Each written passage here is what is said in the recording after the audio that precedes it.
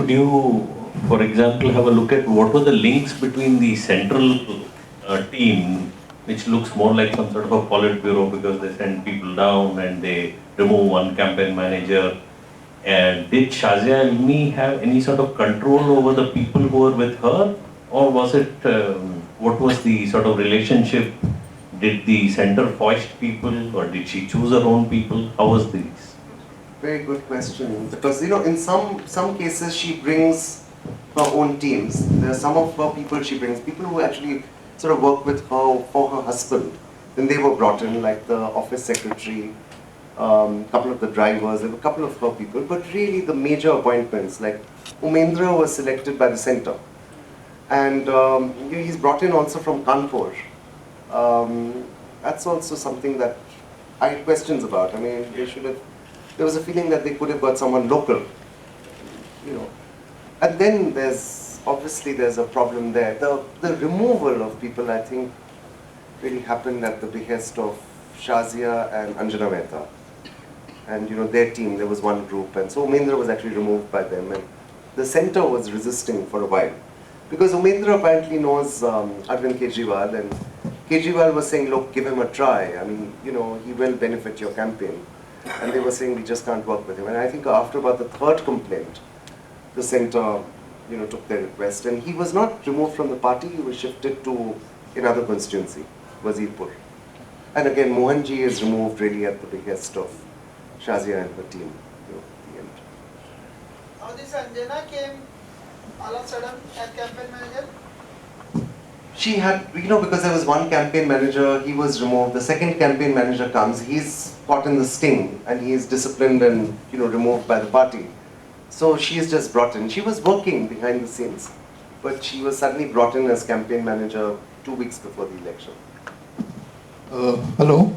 Now, here. Shazia in the Lok Sabha elections, while campaigning in the UP, she said that, I don't know why she said, she made a statement that little bit communalism is a good. And then Arvind Kejriwal said, no, I will talk to her, and why she said. So is she at that time only, is she preparing to leave the AAP and wanted to join the BJP? I just want to, I'll tell what she exactly said. It seems it was something along the lines of Muslims should be more communal. And I think what she really meant was she meant to use the sense of community, as in community, But it was a very unfortunate statement, and it embarrassed Aam Aadmi Party. I don't think at that point she was planning to, because she even says Muslims should be more communal, and the only person who can help you is Arvind Kejriwal and the Aam Aadmi Party. That's the second part of her statement. There are many reasons, I think, why she may have fallen. I mean, firstly, I think there was a real, a breakdown of a relationship after this election. And I feel in many ways that this election was very important for her.